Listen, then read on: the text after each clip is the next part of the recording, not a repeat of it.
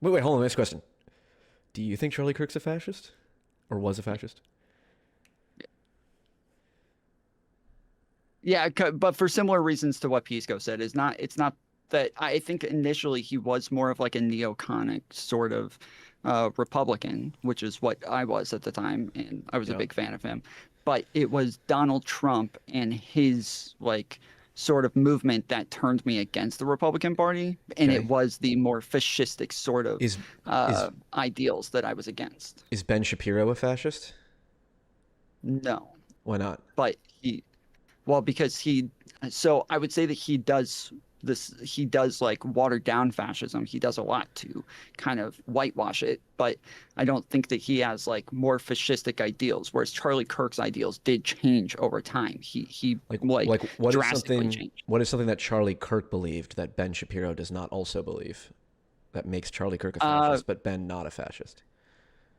so Charlie Kirk was against gay marriage being legal, and he used to be in favor of it being legal. Ben Shapiro has a more libertarian view where he just doesn't believe the government should have any say on marriage whatsoever. So Okay. That's one. that's one example, but that is something that Charlie Kirk changed on, and the Groypers are correct when they say that they are the ones who pushed him in that direction. Like they kind of like hammered him a million Really? times, Wait, hold saying on. that he Charlie Kirk wasn't had really the Christian. opinion that it should be, because I know the libertarian approach is that we should stay out of marriage, and I do think, yeah, I think you're right. Ben has that position. Charlie didn't have that same position. He had the it should be illegal. Not at the beginning. Yeah, so when they first At the started, time it was of his he death, thought it was wrong. Yes, at the time of his death, he thought that it should be that they should not be allowed to get married legally. legally. Yeah. Okay, so that's one. So if you're against gay marriage, that's the thing that can put you over the edge to become a fascist.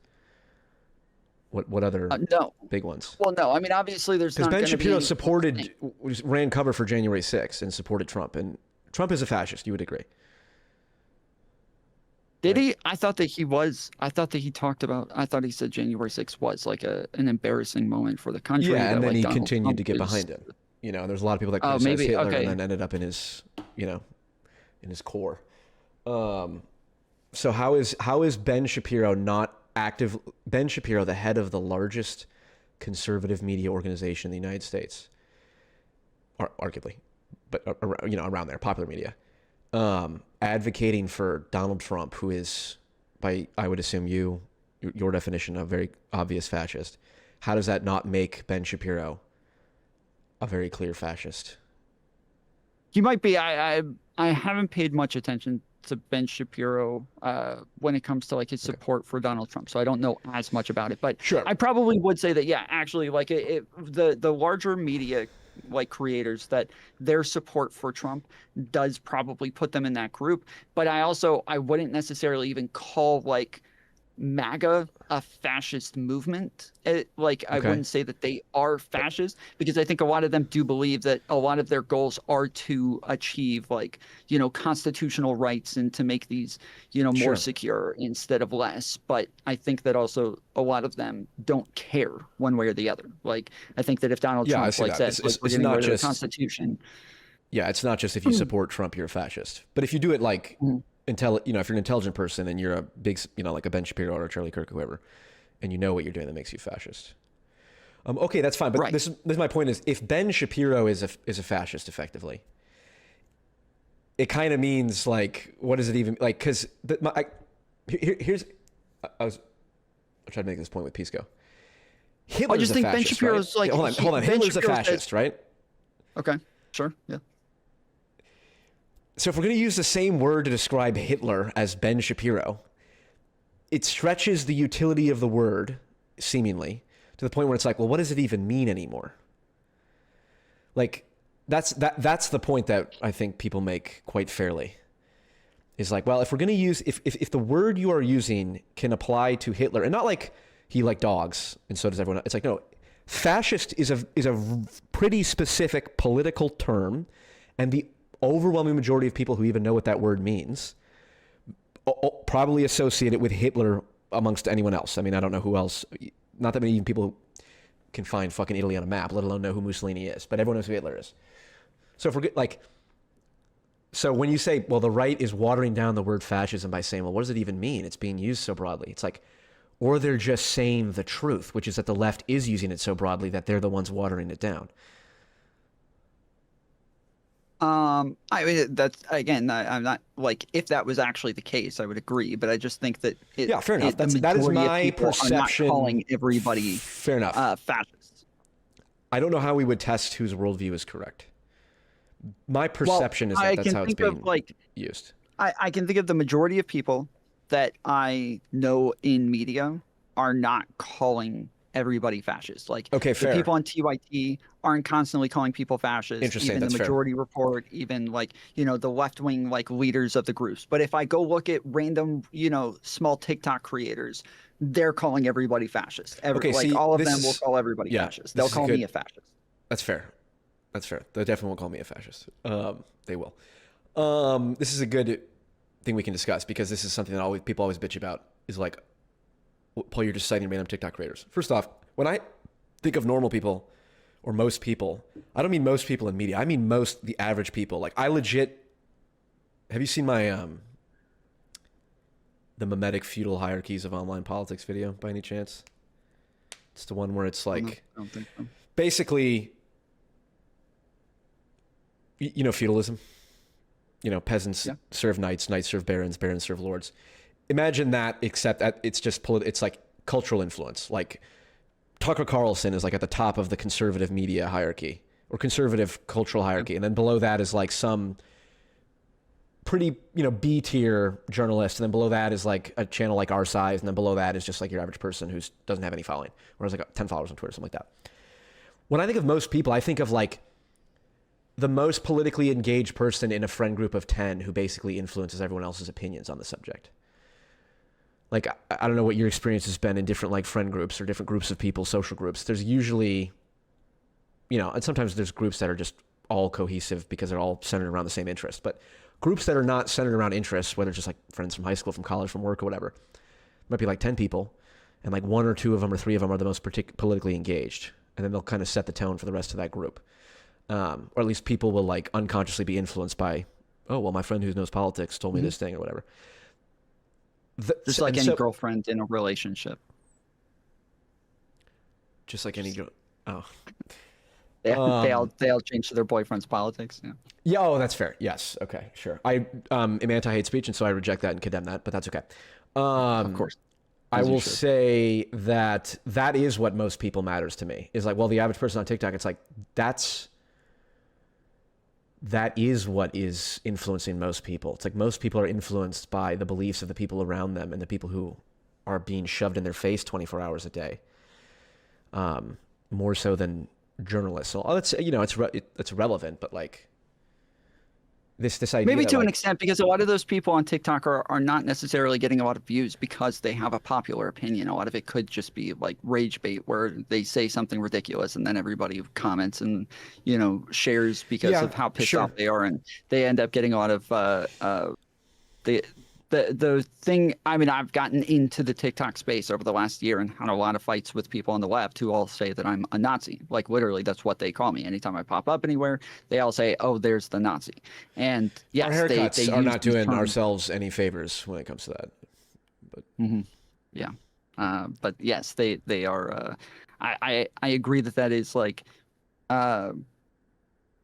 That there is a specific type of like subculture that exists over there that does this sort of thing. But I think that when we look at leaders in like Tucker Carlson or Candace Owens or Cenk Uygur, Anna Kasparian, like, you know, Sam Cedar, that these are people who have followings that like kind of aligned with them pretty strictly, that they like Destiny's audience is going to be very aligned with him and his views. Correct. And yes. so we can kind of look at these people as like to kind of see where it is that the culture is and what it is that people believe. And I think that the majority of those people are going to be a lot more careful on who it is that they do or don't call fascist, and that none of them would call me or you fascist, but a lot of them might call Donald Trump a fascist.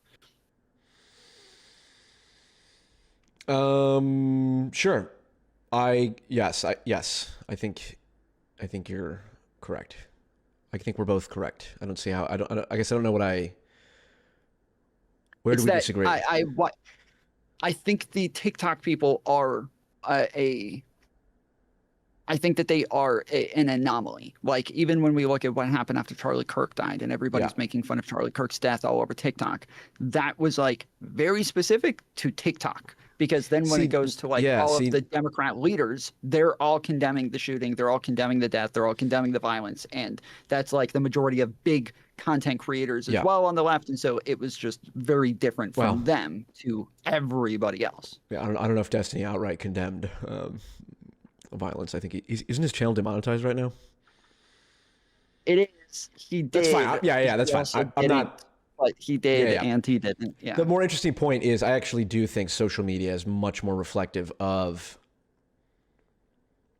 reality in terms of like the collective cultural attitudes at any given time. First off, everyone's on social. This idea that like this terminally online thing, it's like everyone I know is on Instagram. You know, almost everyone I know. Political, they don't, whether they care about politics or not. So, and you know, if they watch Barstool Sports, politics is gonna seep into that. If they watch, whatever, ESPN, politics. So, all of this stuff filters through everybody, or bleeds in everybody. I know, two people. One's a teacher, who basically in real life. Who basically has the same opinion that the people on TikTok celebrating Charles Kirk death had. And I think it's far more reflective of what people think than like, oh, it's just this one thing.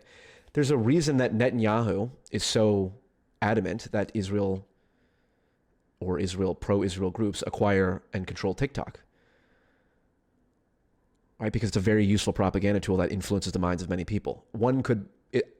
Sure. At least Netanyahu believes, and the Israelis believe, many of them, that one of the big reasons that Gen Z has turned against Israel is because of TikTok, almost single-handedly. So the idea that that isn't an important thing that, you know, at least shows where people's minds are, influences them, or shows where people's attitudes are at, is just like people comment this, like, you care about these TikTok influencers. It's just like, how are you so blind to the influence that the phones have, especially on younger people and all of us boomers too, they have even a weaker immune system to it. So I don't want to sound like I don't think that they have any sort of influence at all, but I also realize that like people on TikTok have a really hard time becoming mainstream figures. Like even people who are blowing up in the politics space, like Dean and Parker, are not like well known as somebody like Destiny or Vosh or Hassan or any of these people, because they really have a hard time breaking that sort of genre that is TikTok, which is very unattractive to most people. Like it's not what most people are looking for. This could be a function of you and I being in our bubbles and vastly overestimating what we see as opposed to what other people see. I think the last like 5 new comedians on SNL were all got big on TikTok first. So like the idea that you can't go, like that TikTok doesn't translate to. Oh, I agree. Other people can, like Bella Porch, and like there's a lot of people who do become somewhat mainstream figures off of TikTok, just not really in politics. It just doesn't really happen. Like there's tons of content creators that I could name, and the people who are considered the big mainstream figures on TikTok that you probably have never heard of, and that most people in politics have never heard of. I guess I don't draw the line between political influencers versus broader influencers. I think like one of the most powerful left-wing political figures would be, I don't know, like a Dave Chappelle or a Stavros Halkias, who is kind of like right on the border of politics and not, but like he's more of a comedian, Stavros, than he is a political commentator. I think you'd agree with that, right? I don't know who Stavros is. The big Greek guy, bald, has like. Anyway, he's like a big popular comedian. He's been on Hassan's podcast. He's been on the Joe Rogan podcast, and he's got some pretty popular specials. Those people are influencing culture and politics. He kind of looks like a porn star. He looks like Ron. Yeah, he looks like a young Ron Like Ron Jeremy. Jeremy, yeah. Yes, yes, Okay, yes. Um, I think he has far more. He certainly has far more political influence than. He probably has more political influence than. Maybe there's no way to measure this, but like, like Destiny is someone that a lot of people who are interested in debate and ideas will listen to. I think his core fan base imitates all of his views. I think there's a larger number of people who just like, watching He has intelligent like a people cult argue. following. Yeah, I think Stavros. You could make the case that Stavros would be more politically influential. Like an endorsement from Stavros doing political activism for Zohran Mamdani. Not that Destiny would do. I don't know. Does Destiny like Zohran? I don't even know. He might have more influence than something like a Destiny. So I think the more political the figure in like a media space, I don't know, that's somewhat limiting. I think the big influencers are the main cultural influencers. Which again, this is how I think, which is why I think about like that. Well, fascism. Probably most people who are politically engaged are using it a little bit more specifically, like non-flexible political corporatism or whatever, which is the definition that Connor from Counterpoints uses, which is like, okay, fair. But the people who are influencing our democracy, which is just like big influencers, will just say this shit's fascist and fuck these people and all that. Maybe. Yeah, I like the guy you're talking about. I don't even know him outside of the fat little guy who sits next to Hassan sometimes. And that's about it. But also hate speech. I condemn that. But go ahead.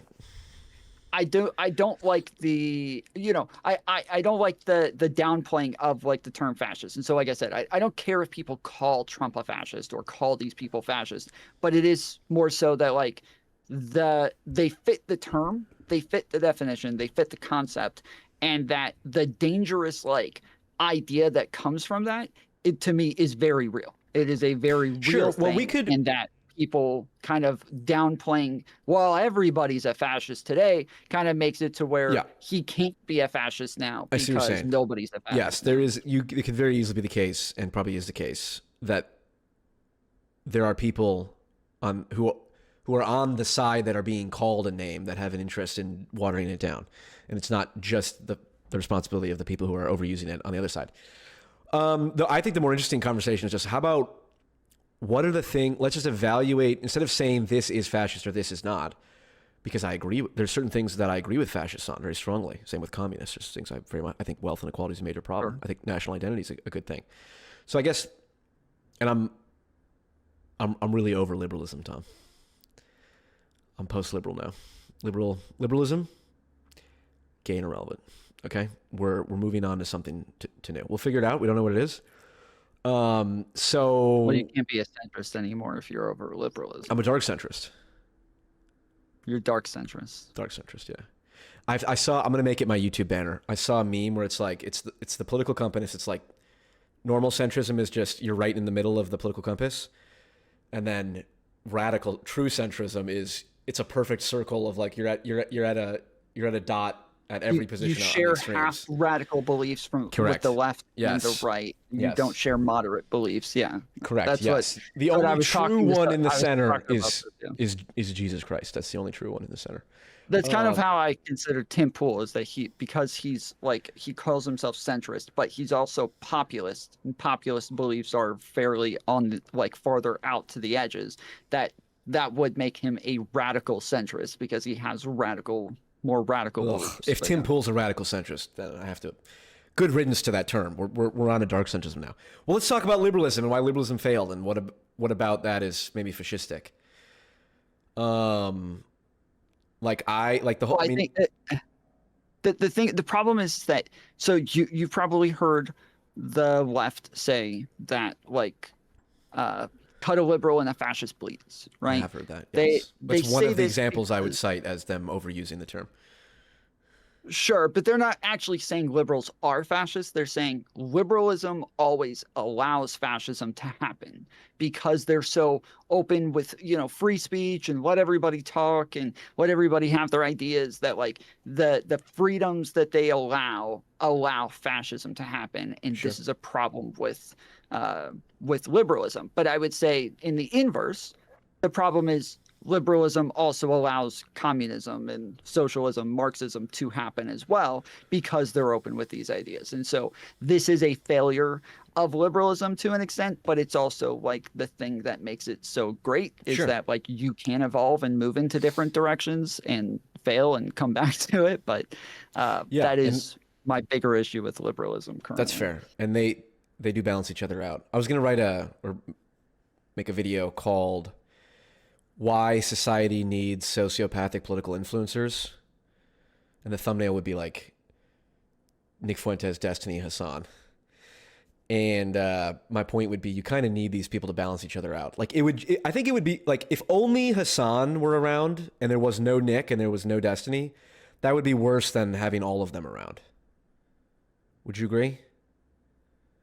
Like it'd be worse off if if only like left wing, maybe not. I shouldn't say sociopathic. I'm using that extreme. Left wing narcissistic. That's not much better, but less bad than sociopathic. Left wing. If only left wing narcissistic influencers were around, that would be worse than if you had both left and right. It's like a game theory thing. It'd be best if there were none. But since there are going to be some, you'd rather have them balance each other out than just have one dominate. Is that fair? Yeah, conservatives and progressives exist to keep liberals in check. Yeah. Conservatives and progressives exist to keep liberals in check. Okay, I like that. But this is let's talk about Tom. Let's talk about why liberalism failed. Okay, which by the way, I'm going to read. Okay, I'm going to read a review of this book.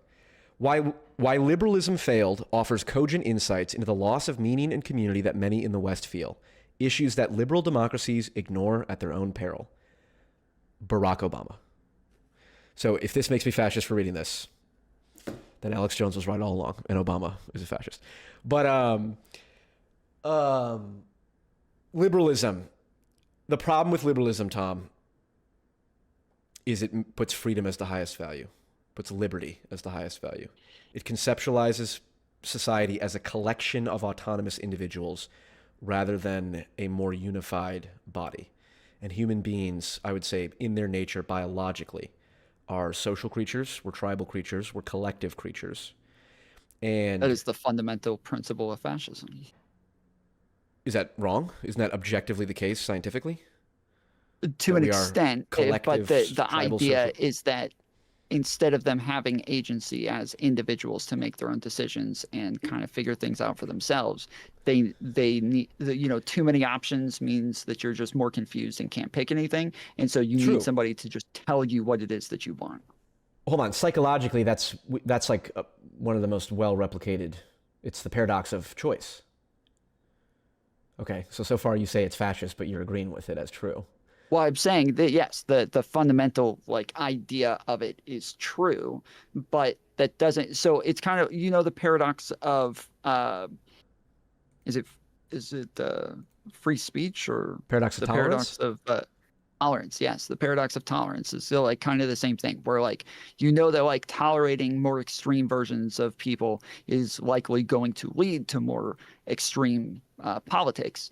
But you still allow it, at least legally, you still allow it so that it can exist in some fashion. Because then once you start picking and choosing which ones can't exist, then Correct. you'll kind of get rid of all of them. Like the paradoxes exist, but it doesn't mean that that's that we don't strive for something better towards the middle. Yes, I agree with that. I mean, that is the paradox of tolerance. But I think So the just saying fascists that are people are correct better when they have been say told what's good doesn't mean that we just say, well, let's just have somebody be in charge of everything I that agree. we ever do. And that's why fascism is dumb and bad, because you can never have just one person who knows. That's like fascists by definition, if we're going to discuss it intellectually and philosophically, are almost always against free speech. I don't know if you can have some realistic definition of a fascist that is not that would be pro free speech. So I'm anti-fascism fundamentally on that fundamental level, because I do think free speech is the fundamental correcting mechanism. My concern is more, or my what do you call it? The thing that I think they're correct on is like tribalism. Yeah, it's wrong to conceptualize individuals as autonomous individuals, that their destiny is like separate from each other. Like, I don't think people have the rights. I don't think people have the right to do the things that are being done right now. Like, I actually don't think people have a right to destroy their own body with drugs. I don't believe that that's a right. I think the original definition of liberty is, I don't think this is what it was. Like the conception of liberty, like the Greeks had, was liberty meant virtue, self-constraint, because that is what allows governance. A man can only be free to self-govern if he is a virtuous person. And that's what allows a democracy to work, is that it depends on, hey, the people who are voting actually know what they're doing. And you have like a virtuous, kind of view of the world. And I think like a society that allows, I think OnlyFans is like a perfect kind of archetypal example of, this is liberalism. This is liberal logic, the commodification of human intimacy, freedom. People should be free to do whatever they want. Just making society worse for everybody, except a very, very, very small number of men and women who profit off of the, psychic, weird parasitism of people. OnlyFans making things worse? I think the existence of OnlyFans contributes to a degeneration of the social fabric. Yes, I think that's in a diffuse way. Impacts like family formation and the belief in monogamy. And something like 80% of OnlyFans subscribers are married. That's even worse. Is it? That's if it's stopping people from creating families, but they're hold on. already married. Okay, I would have assumed that you agreed with me. Maybe I'll take the more extreme example. Do you agree that Bonnie Blue is like not great for society? Like, who's Bonnie Blue? That's the girl that had had sex with like 1,000 guys in 24 hours or something and filmed it. Oh, I mean, I don't know about for society. It's probably not great for her, but I don't think it does anything to society. You don't think that has like that is like a thing that people? Well, in some strange sense, I suppose think a bunch of girls are gonna strive to go have sex with 100 guys in a single day. No, but I think it absolutely subtly normalizes sex. It's like, 1,000 guys, that's ridiculous. But like 10 guys in a day, it's like, that's just someone doing what they want to do. You don't think that has an effect? I'm saying I don't think it's going to have like a big change on people. I think that most people do still have somewhat of like a disgust factor to it. And you could even see that in the majority of the responses to it. Like most people, even who said like, yeah, like she can do whatever she wants. It's pretty gross. Like it seems disgusting, but like whatever, like, even the very like the most sex positive people that I knew were like, yeah, that's fucking gross. But like, whatever, she can do what she wants. So yeah, I think that even she thinks it's gross, but she can monetize it, so she's willing to do it. Yeah, and I think that's immoral. That's like that's my whole point. Like this is like just a straight up moral like position. I'm doing emotivism. I'm saying boo Bonnie Blue. I'm not making a logical argument per se. But why? Because I think why is it boo? Like just because you think it's gross, then now it's boo? No. Why? I think because that's a good question. See, it'd be so much easier if I just admitted I was a Christian. Well, because that I keep is saying I'm Christian adjacent, but it does come from that. That is well, and I am an emotivist. That is what emotivism is. It is kind of saying like, I don't like that. That's just kind of like, it's just an intuitive like, gross or bad or something like that. But it doesn't necessarily lead to like bad. It just does mean I don't like it. And so there's lots of like, I don't like chocolate ice cream, but it doesn't mean I think people shouldn't eat chocolate ice cream. I'm just not going to eat chocolate ice cream. Correct. But like this emotivism applies to all morality. So like, I assume you think pedophilia is immoral. Okay. So that would be, that's saying boo pedophilia. That's what that means. Right. Yeah, but But then if you I'm get saying down to it, that it's like, there's, yes, but because it violates consent, it's like, okay, well, why do we care about consent? Like, you're just, it's like, well, that's I also an don't think emotive that state. there is an intuitive factor to. I don't think there is. I don't think that there is like like an intuitive thing that makes us say, "Ew, sex with kids, gross." Like, I don't think that exists. I think that if you look throughout most of human history, I think that we can see that that has been a thing that was like Mm. seen as something very different for most humans, and that once they were capable of breeding, they were considered high value, and so it was. It's been very different until we came up with the ideas of consent.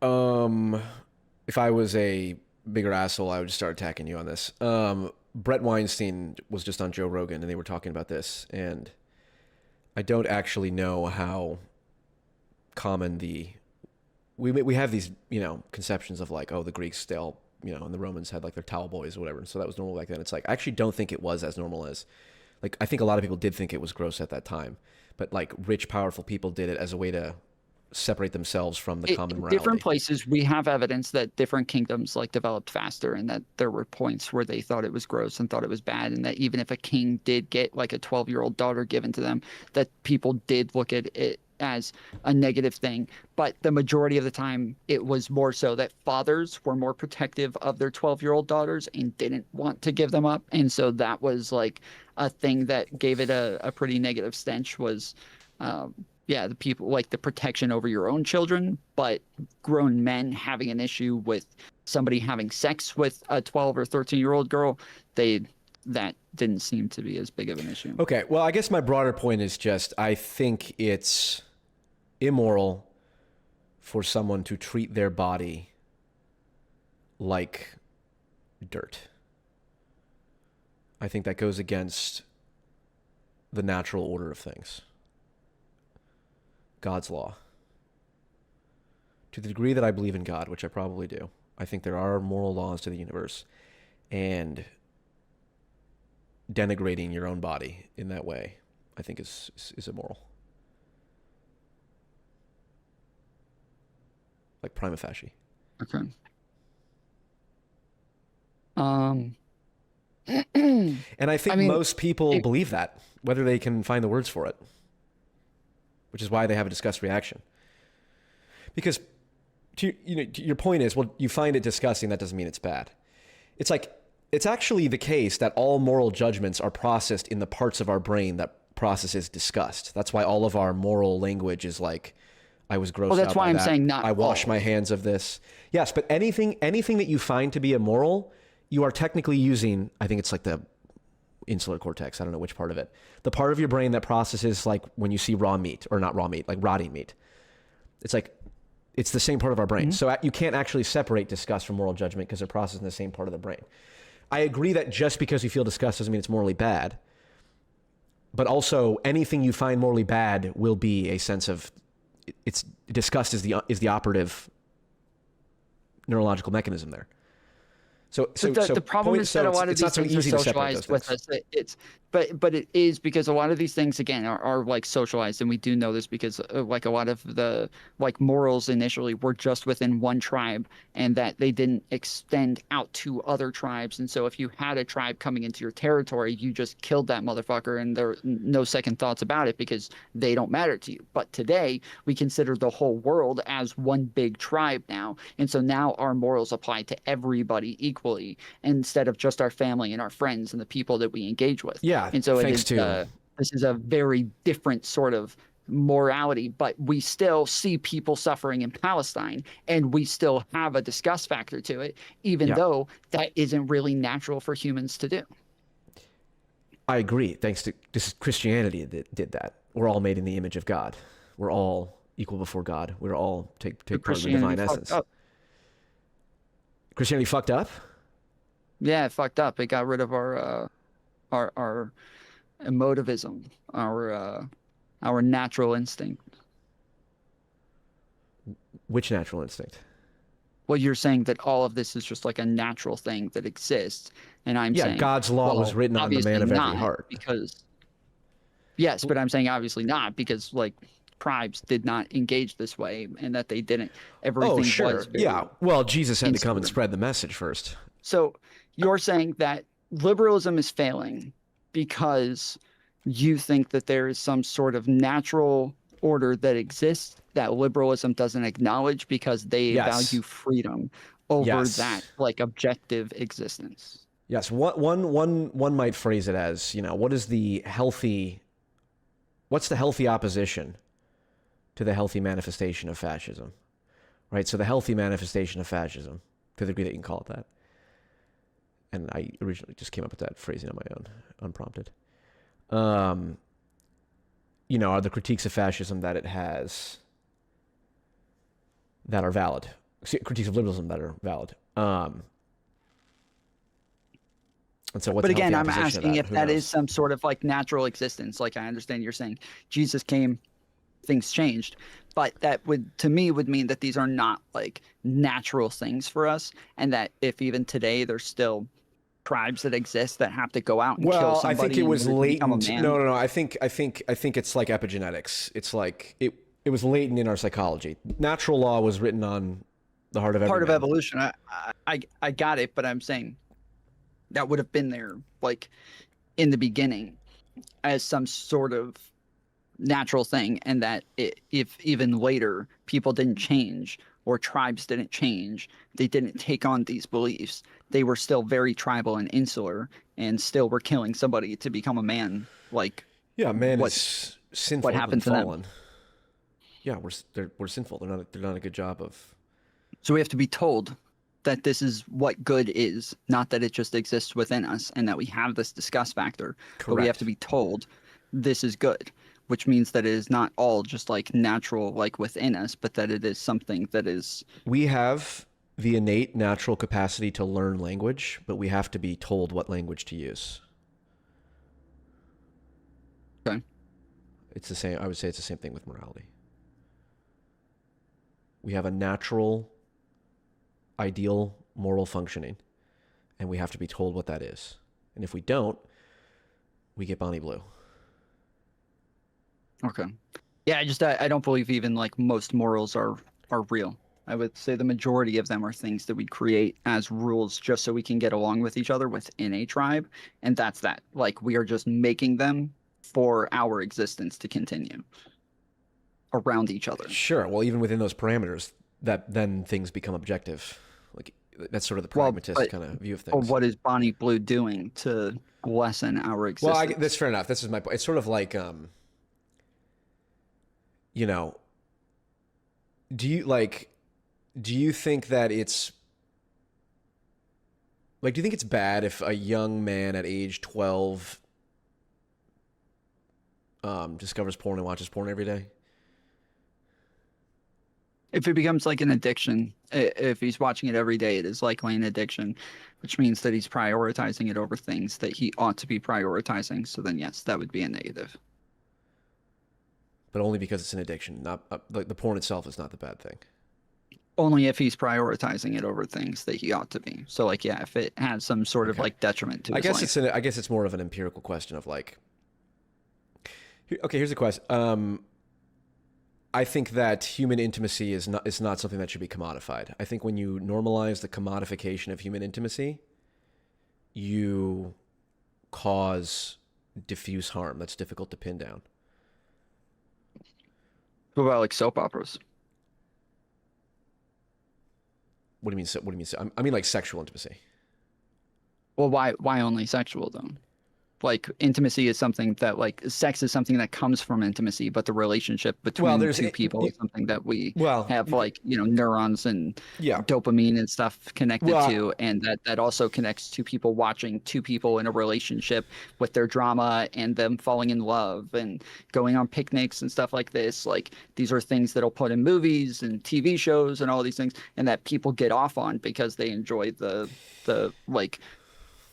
Yeah, I have friends who have intimate relationships with. I don't have sex with them. I'm talking about sex as a form of intimacy that's in its own categorical thing. And I think there is something sacred about sex. And I actually do think the commodification of it and the treating it casually is a mistake. I think, like, for example, like, because there's When you say a basically two mistake, what does that perspectives. mean? Like, what do you mean it's a mistake? I think people who treat sex casually end up treating people casually and train themselves to be sociopathic. It's a cultivation of vice argument. Like if you lie in small ways, you train yourself to become a liar, and that's bad. I think it poisons your mind, right?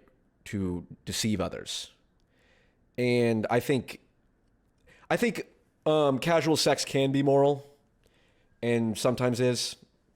I think very often it's not. It usually involves one party, kind of not outright lying or outright deceiving, but like it's usually the man feigning more interest in like a relationship just to get the woman to have sex with him, and then he ghosts. I think that's quite common, and I think that that's a cultivation of vice. I think that's good.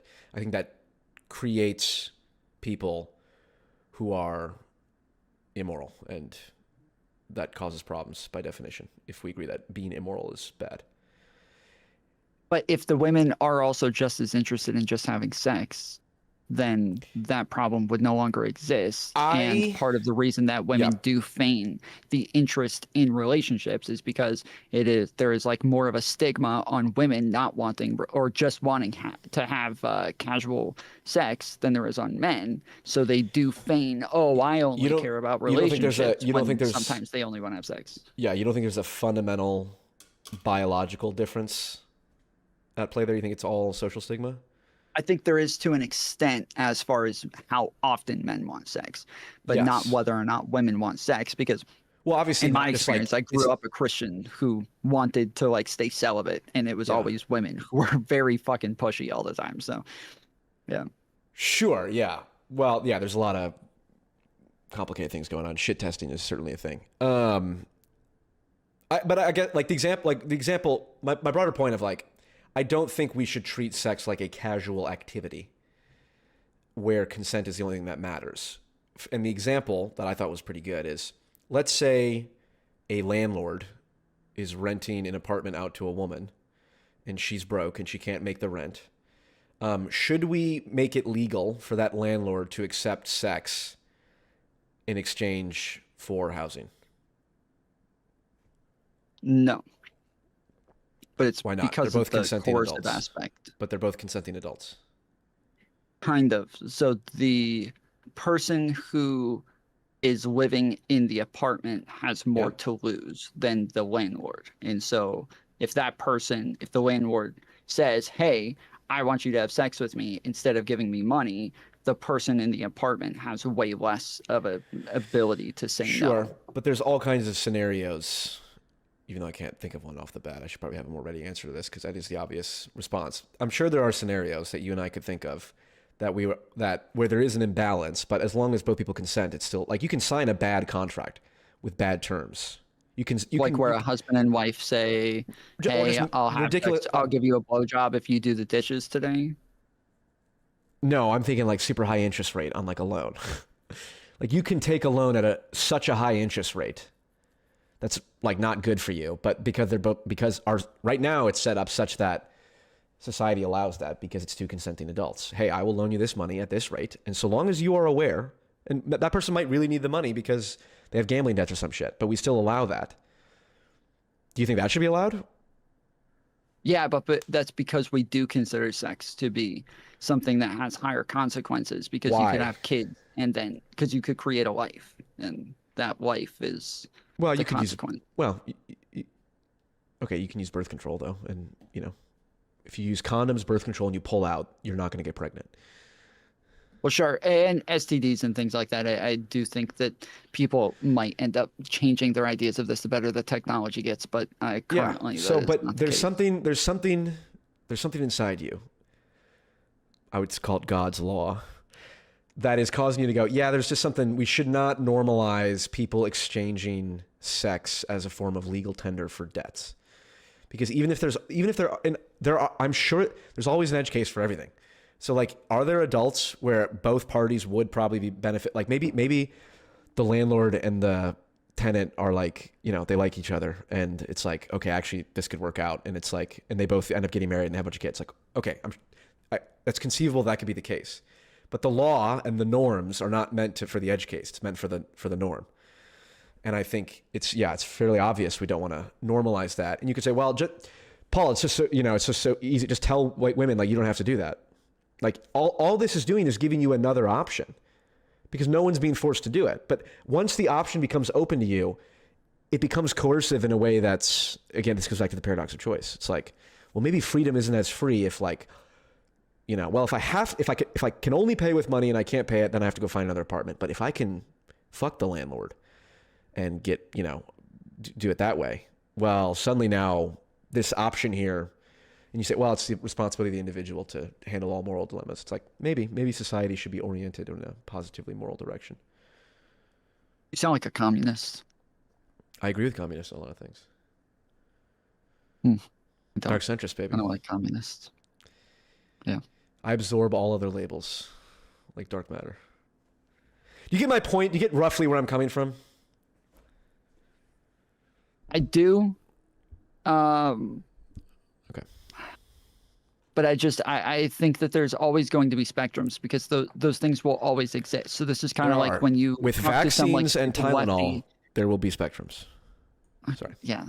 When we talk to any, like, the stupid lefties on TikTok, a lot of times we talk to them, they'll find any imbalance within a relationship and then say that this is, coercive, a power imbalance. Yeah. That, that's like, okay, those will always exist. Like, there's no way to get away from power imbalances, but there's some that you get to where it becomes bad. You can't say that just because the guy has bigger muscles than the woman that this is now a power imbalance and therefore they can't be together. Like, that's the... Yes, I would say the way to resolve that is the thing that we all know to be true deep down, unless we've become truly psychologically damaged, which is that sex is not just some casual activity. There is something that is sacred. Is too strong of a word. It's too religious. But, like, there is something, and special is too gay of a word. So there's something unique and emotionally and humanistically valuable about that should not be thrown away so easily by using it as legal tender for debts. Maybe. I think most of it is socialized. And I've had this conversation with a bunch of people. Most of it's what? Socialist? Socialized. Socialized. Is socialized into us. So so I've had this conversation with a bunch of people who are, like, very, very liberal with these sorts of ideas. But then I start saying, okay, so, like, if I come and slap your ass, why do you get why are you going to get all upset about it? And they're like, oh, because it could come with trauma and things like that. But yeah, but why? Like, why would that come with trauma? It's because, like, there's this thing built into you that your ass is sexual. Whereas if I touch your shoulder, you're not going to give a fuck. You're not going to call the cops. You're not going to have any trauma attached to it. You're not going to have any, like, you're not going to freak out every time somebody comes up behind you. But if I grab your ass, you will, because this is socialized to be sexual. And once it's socialized to be sexual, now it's considered something that is, like, different. Yeah, there's signals, that there's social signals that accompany things. I need to turn the fucking autofocus on my camera. This is ridiculous. So yeah, it's an age-old, infinite, endless, impossible question to know what is natural and what is socialized. And even, like, how much of what has been socialized into us is the result of natural. So, like, language. Like, language is a social phenomenon that we can adapt, but, like, it doesn't change the fact that we have built-in, natural propensities to learn languages and use language and all that. So, who knows? The point is, Tom, is that fascism and communism have some good ideas. But what is the alternative then? Because liberalism acknowledges that it does not, like, the government is not fixing everything, and that culture has to do a lot of these things for us. Just the same as, like, when we talk about the paradox of tolerance, we're saying that, like, the government cannot arrest you for these sorts of things, but society ought to, like, criticize Tucker Carlson for having Nick Fuentes on, right? Like, that is where it ought to exist, and that society ought to have these stigmas themselves. That's a good point. In the book club that we discussed this book, that was sort of that seemed to be the most difficult issue in advancing an understanding of this. Liberalism, most people associate with the political philosophy of liberalism, like democracy, free markets, and all the political things. Liberalism, when I say liberalism failed, and I'm post-liberal, I mean it more like liberal mentality and liberal philosophy of like autonomous individuals and freedom being the highest value. So like you can be, I'm not even necessarily saying the government needs to do anything.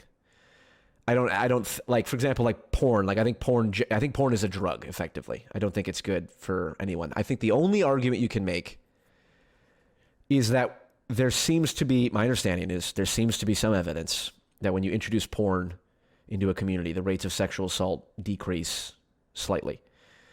So, okay, you can make the case. That's fine. Is it worth like destroying the brains of young 12-year-old boys who are exposed to pornography, like hardcore porn when they're 12? It doesn't seem to be causal, by the way. What's causal? While that there is a correlation there, it doesn't seem to be causal that the introducing of porn things to go down. In any way, okay. Yeah. Well, then there's no good argument for porn. Fuck porn. Then we should just make it legal. But whatever. My point is, I view it like a drug. I don't necessarily think that means we should make it the same with weed. Like, I just don't. Making weed illegal clearly is not great. From like all the the cost of making it illegal is different from making it not illegal. But the attitude, like the philosophy of like, well, people should just be free to do it. It's like free from government interference, perhaps, but not free from like shame and social consequence and all that. Like, depending on how much they use it, I think that like habitual use, yeah, like it can with all of these things, like all things are, what is the term? Like all things are good in moderation or whatever. Like there's always points that you can get to with anything that where it becomes a bit too much. True. I would say, never mind. Let's make a bad joke, and I'm against hate speech, so I wouldn't do that. I love hate speech. I condemn that legally and officially. Nobody loves hate speech more than me. You're taking me out. I don't know. Yeah, I don't have. I'm at the point. See, a lot of what I do, Tom, when we're is I talking think about out fascism. loud. Yeah. When we're talking about fascism, the problem is that the government is imposing these things, and that is like where the issue comes in. Fascism is a terrible idea. We don't have an issue idea with conservatives existing and wanting things to be illegal and not liking things and shit like that, but we do still hold the Constitution as like the highest institution within our government, and that like you can have those beliefs because of the Constitution, but we're not going to stop you from like we are going to stop you from imposing it legally. And that is kind of what is happening currently, is things that are kind of going against our Constitution are becoming more popular and are even being imposed on people. And so this is where people start to have a bigger issue, is that the thing that has made our country great and made us the greatest nation in the world is starting to be eroded. Yeah, I think fascism is bad, generally speaking. I just because they make good critiques doesn't mean their solutions are good. And again, if you're anti-free speech, you're just foundationally wrong in sort of an irreconcilable way.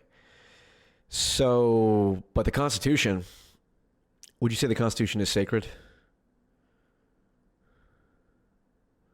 I would say that it's a utility. It's a tool that has been very successful. Yeah, I think I view the Constitution the same way atheists view the Bible, which is like there's some good stuff in it, but this idea that it's some sacred thing, that if people attack, it's somehow some great crime. It's like, no, there's good ideas in the Constitution, the First Amendment being a particularly good idea, I would say. Probably the best idea in there. But, the Constitution was written by imperfect men 250 years ago. Though some of those same men said it needs to be rewritten every 25 years or whatever, and we haven't done that. So, and some of those men wanted a king, and some of those men disagreed on all kinds of things. Like that a president can't run for a third term. Yeah, we've had amendments. Yeah, but I think Jefferson said it should be rewritten in its entirety every 25 years, not just it should be amended every 25 years. But anyway, my point is the Constitution has some good ideas, has some bad ideas. If someone's like, well, you're against the Constitution, it's like, that alone is not a impugnment on their ideas, because I'm sure you're against the Constitution in some ways. It depends on what specific thing we're talking about. Like the asylum process. I like the Constitution. Yeah, yep. I like the Constitution top to bottom, and I do think that yes, as a tool, it has been the I most think, successful yeah, tool in true. the world history That to is create a not great country. fine. That yes, that I agree. That's not even a matter of opinion. That's just like an objective fact. So that aside, the Supreme Court's the biggest joke of an institution I've ever seen in my life. Appointed, okay, maybe that might have been a little bit hyperbolic. I've seen some dumber institutions, I suppose.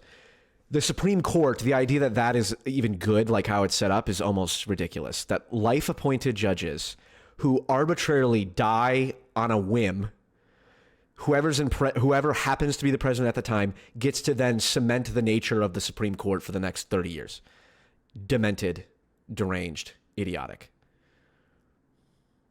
Do you agree? So it's kind of like I think Churchill said that democracy is the worst Except for all system other forms, except yeah. for all of the others. Yes, it is just kind of like I can't think of a better way to do it. This Right. Yeah, seems stupid, fair enough. but So if there's someone, nothing better.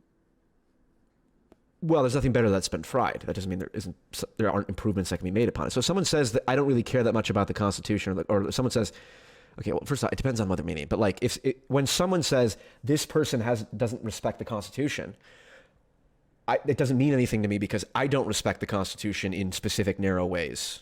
Whereas I would, die for the parts of the Constitution that I agree with, like the free speech part. Okay, fine. You do like the free speech part. Donald Trump Yeah. does not seem to give a fuck about the free speech part, Oh, and that is I'm well one aware of the that, Tom. bigger issue. Yes, I would it agree. is one of the bigger issues. And so when agree. we're like again the term, I don't care if people use the term fascist. It is that I don't like people downplaying the term fascist when other people are like, yes, I've done a lot of research, or I'm a college professor, and I think that he fits the label, and blah blah blah, and then there's everybody's a fascist. So like it doesn't really mean anything anymore. Like that's fair. Well, I think there's a lot of fucking libertarians in Trump's administration, which is not fascistic. So, then it becomes a question of what are the more important elements of fascism. So if someone's anti-free speech but very hyper-libertarian on economics, which do you put more emphasis on in whether or not someone's a fascism or when someone's a fascist? I mean, again, so I have a little trouble with like the following or the people around him versus him, because the way that it's more about like the way that he ends up doing things, because fascism isn't like, it's not an ideology, right? It's not like communism or Marxism. Like it is just a tool that they use to get things done. And so like authoritarianism, it's just a way of getting things done. Or democracy, ultranationalism, just a way of like gathering people and getting them very tribal behind your movement. Or populism, actually, I don't know just about that, a actually. way of using rhetoric. Like these are, well, I'm saying within fascism, that's how fascism uses these things, is they just use these things as tools to gather people in certain ways, to get things done in certain ways, to achieve goals in certain ways. Sure. Yeah, okay. I don't think I disagree with that. I think it's not like we agree on almost everything. Like Stephen Miller. Yeah. Stephen Miller, that motherfucker, like, is very fascistic, like pretty much across the board. He does not give a fuck like what the law says, what the Constitution says, what I don't know. the Supreme Court says, what the judges say. Like he just wants to get shit done. I don't know as much about Stephen Miller as I could otherwise. What's the most verifiably true thing that is the worst thing about Stephen Miller that I should know? He had a family member recently come out and say that they grew up as Jews learning about the Nazis and how horrible they were, and that he has become the people that they were raised to hate. Okay, what is the worst thing he's done in his political power? Because saying his family members don't like him is not as not that they compelling. don't like him. Not they that they really don't like him. Like, well, maybe that family member is a fucking loser. I don't know. But what is Stephen Miller? He's fascistic. What has he done, said, or advocated for as a policy that is very, very bad that I should know? Because I know people don't like him, and I'm pretty sure I don't like him, but I don't know why. I can't think of anything Oh my God. immediately. Like Looks like we all just run off vibes, as I suspected. No. If the problem is that this is what happens with a lot of people is that like if you ask me like Joe Rogan, why don't you like Joe Rogan? Correct. I would have a million like experiences that I've had, But you can't where even I think of remember one. being like, It's very "That's difficult to think. fucking stupid." Yes. But yes, like I would have to go back through it, like not on Tom, the spot, but I would have to go back through it and get it all. Welcome to my life, okay? Because I will debate people. I will debate these people. Well, but it is no. That's exactly that's my whole central point. Is over the course of your experience, you see these little instances. Like for example, if you, like, what's one thing that you don't like from the far left? Okay, so like it's like, bro, there's probably 1,000 things. If I after what happened to Charlie Kirk, he was talking about locking people up. Okay, but hold on. I just want to make this point. Though on the vibes thing. That's right. You get all this stuff, and then it influences how you think consciously, but you can't necessarily go and extract these specific memories and put words to it. Hence, vibes are orienting you, which is okay. Sometimes vibes can be. Well, whether you like it or not, that is how it works. Your intuitive brain. No, I like his vibes. Severely overrides. Bald head. It's great. See, it's funny because no amount of logic or vibes can cause something. Well, how would I say this? If someone just says like, "Oh, I like his vibe," when it's obviously not true, it doesn't work. People have this idea that like, "Oh, well, the problem with vibes is you can just say this thing, and then people will be like, it's true." Nobody could like Stephen Miller's vibes. He is like the most stiff, like nerdy. Kind of. Well, but it's like a comedian. It's like, well, comedians run on vibes. Like that. That's like sort of by like the delivery and all that. That's all vibes. If someone's so like whether or not someone is funny, like that's just a vibe. It's like, yes, like virtually by definition. Mm-hmm. So then I could just say, "Oh, I think this comedian is really funny." So yeah, you could say that. But if they're not actually funny, everyone would know you're a liar, or at least like have a bad but taste. The problem with so there is a reality to the information that is encoded in vibes. All of us who engage in politics, and especially as content creators, we all know that like charisma and like being likable, being funny, these things are all very important to what it is that we do and what it is that politicians do. But when we talk about politics, we understand that like the low information voter is just running off of vibes, and that if they see Mom Donnie's smile, they're just going to go vote for him. Correct. Whereas we are trying to like use a higher level of intellect to kind of educate and talk to people about these things, and that if we only operated off of vibes, then we wouldn't be like actually helping anybody in any sort of way.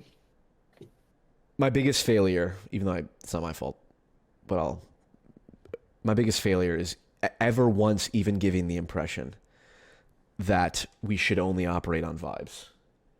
My point is vibes and logic must be balanced into account. That's my broader point. Anyway, this is a whole meta thing. But yeah, we generally call it optics, and that everybody knows that optics matter. Like everybody is very aware. Optics are important. That's fair. Anyway. You can be Ron Jeremy and run on the same platform as Mom Donnie, and you're not going to win. Interesting. I would say Ron Jeremy's got some powerful aura. No, I'm just kidding. Okay, what do we disagree on? So it sounds like we agree on everything. You are truly a dark centrist in waiting. I appreciate that. Is there any other final things we agree? You got a thing at, what is it, 8 in 30 minutes, right? Yeah, 9 modern day debates, 30 minutes. All right, well, what else should we talk about?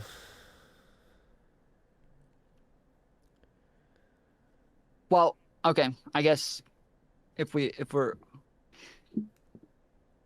I did watch a video of you talking to a bunch of people about... I watched your video first, and then I watched you have the conversation with Joel about... Big Joel. Whether or yes, Big Joel, not the other little Joel. Not little Joel. Don't want to mix them up.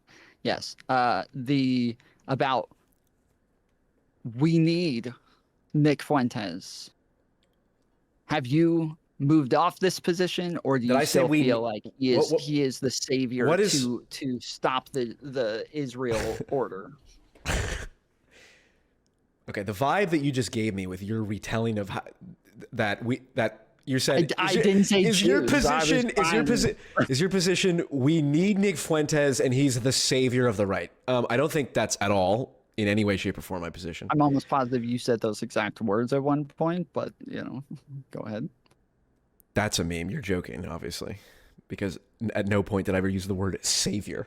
There's only one savior, and his name is Jesus Christ. Okay, and he's gonna have a few fucking words for Nick Fuentes before All He right. just throws them into the lake of fire, most likely. What's the question? What's my opinion on Nick Fuentes, basically, at this Yes, point? you did say that like he is our best chance at like kind of getting people to turn against Israel and not be on their side anymore with all of No, this like, I think I said, boomer logic. I think I said what is objectively true, which is Nick Fuentes is one of the biggest influences on the conservative side of the spectrum, moving them away from a pro-Israel position, which is just objectively true. And if you are not super pro-Israel, and I would describe myself as not super pro-Israel, then that is something that is a good that comes out of Nick Fuentes, which is just that's objectively true. Sure, Now, but but think of all the other that, garbage bullshit that comes out of him. I go, yes. And my whole point was that both things exist. It's not just one or the other. but that is what like that's what exists with everybody. Like I can talk about the fact that like Hitler pet dogs and was really nice to them and said, "Oh, you're such a good girl. Yes, you are. Yes, Right. you are." So I'm right. The same thing. So what do He you have an loved issue with? animals, and then he had family members and shit like that. But it is a cost-benefit analysis, and that like Yeah. the cost 100%. of this person's Correct. personality. So being the cost normalized of and Nick being Fuentes, within- right. So what is the cost of Nick Fuentes exactly? Anti-Semitism. anti-Semitism, racism, Okay. That's not good. Christian nationalism. What is the cost of America writing blank checks to Israel? Well, don't know that there is much of a difference whether we write them or not. I don't think we should be a part of it, but I don't think that I think we stop writing checks to them. I think if They're not America, gonna change yeah, anything. I think if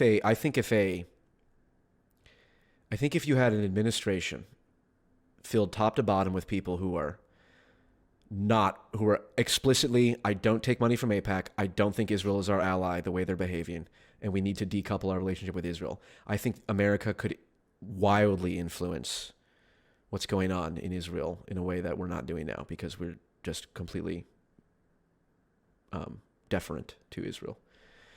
And so if Nick Fuentes so I agree, it's at 100% cost benefit. If Nick Fuentes is increasing anti-Semitism, which sure I can agree with, I'd like to see what the evidence is. This is what they said about the campus protests. It's increasing anti-Semitism. Students don't feel safe on campus. So that's why I need to deport people. It's like, okay. I don't doubt that a lot of dumbass leftists increased anti-Semitism on campus. I wouldn't put it past them. There's many resentful, hateful morons on the left who protest at campuses. That's not an excuse to then deport people for criticizing Israel. So if Nick Fuentes is being anti-Semitic and fostering anti-Semitism, which I would agree with, 100% he does, does that then allow us to ignore the objectively positive political impact he has had in terms of reducing the U.S.'s the conservative, blind adherence to Israel? I'd say yes, that's good.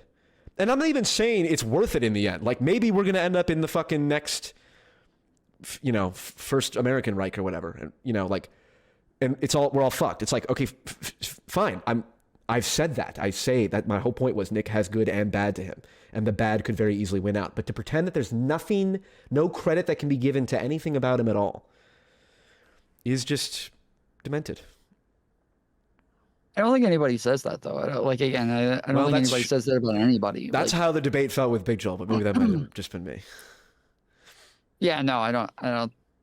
I felt very differently in the way that he was articulating it. But I asked Big Joel what his solution was, and he said, "I don't know." I'm like, okay, well, that doesn't help anyone. So if you have an alternative, the problem is that a lot of people talk about the Israel issue as though they're like the majority of people have become that the majority of people are now against Israel and more pro-Palestine, and that is just nowhere close to the case. That the way that we hear it said all the time is there is a growing sentiment of anti-Israel, not wanting to send money anymore, not wanting them to be an ally, not being okay with what it is they're doing to Palestine.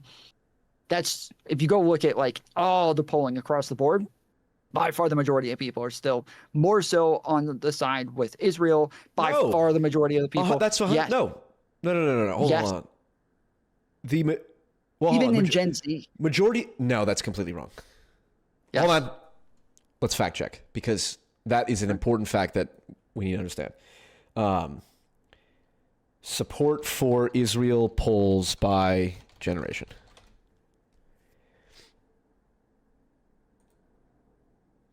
Let's look at a recent one. Support for Israel continues. So this is Brookings Institute.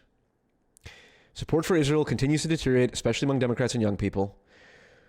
Here we go. Most Americans have adopted unfavorable views of Israel since 2022. Percentage of surveyed U.S. adults who express negative views towards Israel. In 2025, it is 53% of all U.S. adults. 18 to 49, it's 50% of Republican. 18 to 49, it's 70% of Dems. This is from a Pew Research Center survey of U.S. adults, March 24th to 30th, 2025. So, where are you getting that number, or where do you think that is from, or what are you thinking of? So I'll send you the link. Sorry. Yeah, the Pew Research polling showing that they're if you ask them who they would rather win the war, it's going to be Israel. If you ask them who they prefer or who they like more, it's Israel. Israel versus Palestine. If you ask which side is worse, Palestine. Okay, he says. Israel government versus Hamas. They say Hamas is worse. And okay, so that's okay. Hold on, that's a binary. This is just, are you pro or anti-Israel? Not are you pro? Who do you like more, Hamas or Israel? Yeah, they put Fuentes has encouraged many people to answers, and because like you said, one of these says, though sympathy for Israelis is down across the board, they are still preferred over Palestinians by Republicans, but not by Democrats. But the point is, 70% of 18 to 49 Democrats and 50% of 18 to 49 Republicans have a negative view of Israel. I'm sorry, to me, that's just what the question is. Like, if you ask me, like, hey, do you love Ukraine? Like, well, no, there's like a lot of problems in Ukraine. There's a lot of corruption. There's like a lot of issues. And like, oh, okay, so you want Russia to win? Well, no, I want Ukraine to be able to win and like have their okay, but in terms of like, should the U.S. should the U.S.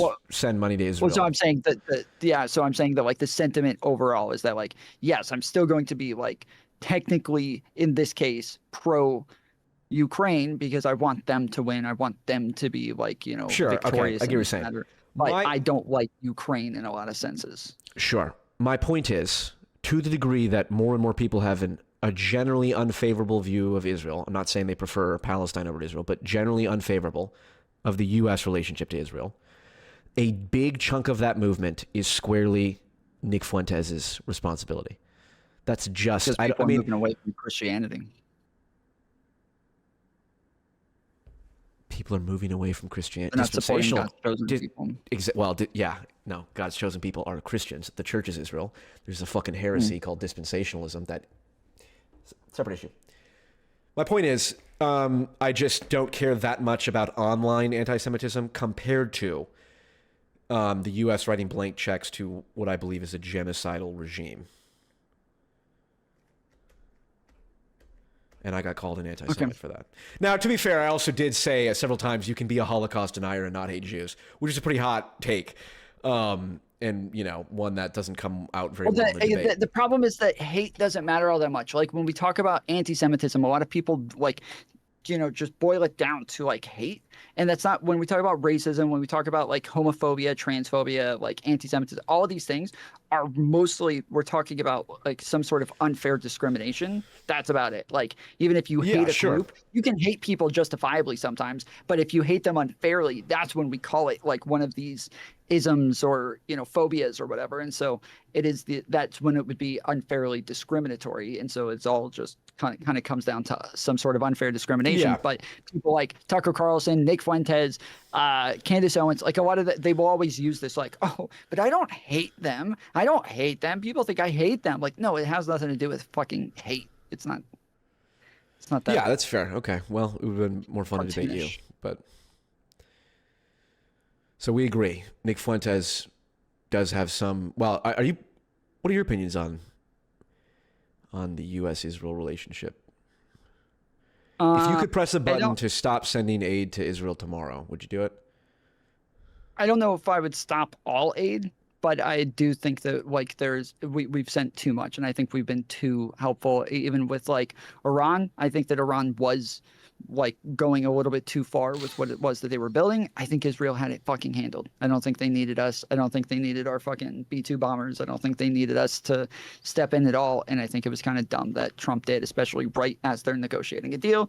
Fucking stupid. I think that that was insane. But I think that like some funding is fine. I think that like, you know, when we're talking about funding the dome, that I don't have a problem with that. Everybody getting mad about like funding for the dome, that's fine. It's like a defensive measure, it's fine. But when it comes to like the offensive measures and all of the other things, yeah, I don't think that we need to fund that. And I think that they have more than enough money themselves. So, well, I will once again say I condemn anti-Semitism like that and hate speech, and I just need YouTube to know that so I don't get struck for the second time.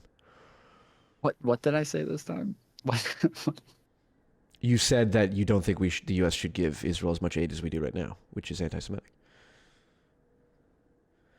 In fact, you said it with that haircut, and you said it to someone with my haircut. I went to a No Kings protest, and a woman came up to me and asked me what I was doing there, and really told me I looked like a Nazi. And what did you say? Heil Hitler. That's not funny. That is hate speech. Unacceptable.